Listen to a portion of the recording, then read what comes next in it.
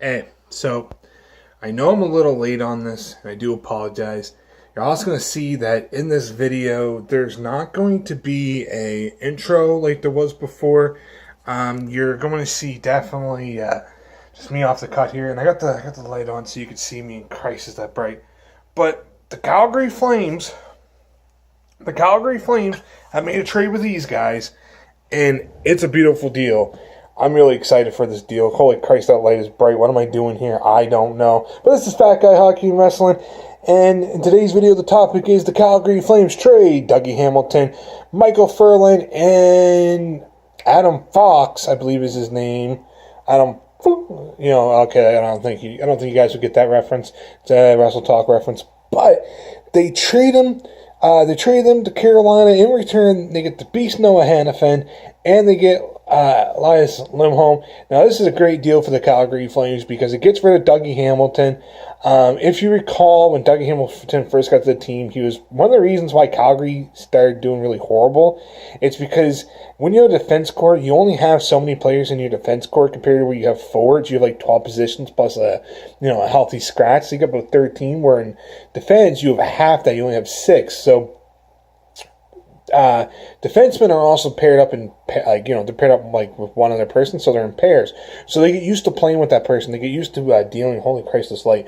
They get used to dealing with that person, right? So basically, what happened was when Dougie got to Calgary, he didn't turn out to be quite the guy that they were hoping him to be. He didn't pair too well with the team. The announcers weren't really big fans of him. There was actually that little clip there where I'm just going to go to my kitchen here. There was a little clip there where they were talking shit about him when it was on the mic, and that actually got out to the public. So there was that about Hamilton. And I'm just getting to my food here. But yeah, they had that about Hamilton. And basically he wasn't welcome to the team. He's a bit of an expensive player. He's the best offensive defenseman in the league, but he has a lot of turnovers. He takes a lot of useless penalties. He's good, but he's the kind of guy that needs to be the star on the team. And when he goes to Carolina, he will be their best defenseman. He will be their top guy. In Calgary, it was Giordano and Brody. Brody was a lot better than, defensively wise when Brody was getting big there. So Dougie was a guy that was kind of like Furneuf, where Furneuf had to be the centerpiece, and that's why Dougie didn't fit in Calgary. Furlan, on the other hand, though, Furlan was the kind of guy where he really got really great numbers with the top line. He was a grit player, and you're going to see him dip. And then we have Adam Fox, who's a bit of a nobody. A lot of Americans know him. He's one of those guys that looks good in college, but will probably not turn out to be much. I know a lot of people are saying opposite, and I'll get a lot of heat for that. But, I mean, college players usually tend to do good because, they play a small season, like a small schedule. They typically go for the American system, so they get a lot of hype. And then Americans really love to brag their guys up more than usual. There's a lot of patriotism with Americans. So I don't see Fox being a really big of deal. Plus, he would want a lot of money.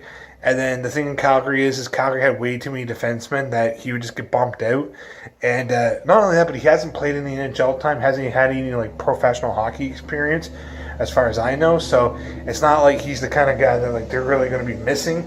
Now, 3 years time, maybe Carolina will get the thing, and maybe we'll see then. This guy was really a big deal. Calgary shouldn't have let him go, but.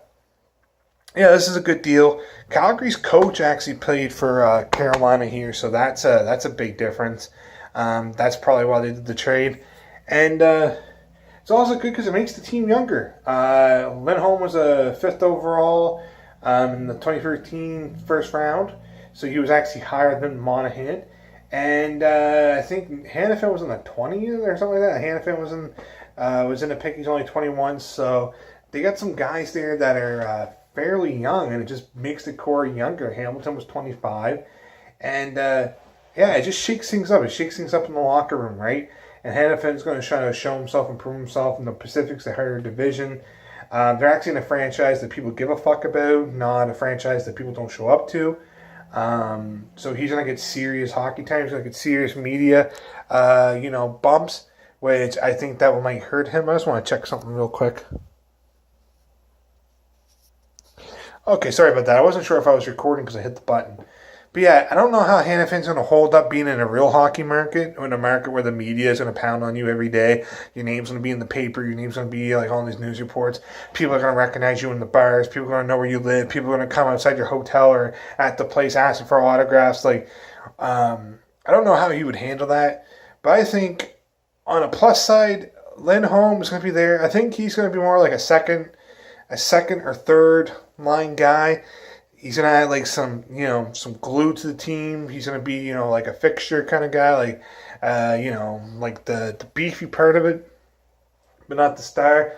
I think Hannafin just kind of leads that future defense core, because you get someone who's 4 years younger, that in 4 years' time, when Hannafin gets to Dougie's age, Dougie's going to be almost 30, and he's going to be getting towards the end of his career, right, where he's going to want a lot of money before he retires, because defensemen usually turn into shit when they hit 30. That's when they start kind of getting slower, and that's when they don't have the speed to kind of bounce back into their own zone, and that's when they're not able to kind of keep up with the plays. And then not only that, but it's just like when you get older, your body starts to get more broken down and sore, so you can't take the hits and the chops anymore, and you start to get old, and you want to settle down, you want big money, you're looking to retire in 5 years. So, by the time that Hannafin's going to want that $10 million contract, which by the time that comes around, it'll be another 10 years from now. But anyways, that's my opinion on this. I know the video is late. You're not going to get an intro. But yeah, thank you for watching. Like, share, and subscribe. And as always, I do appreciate you checking out my channel.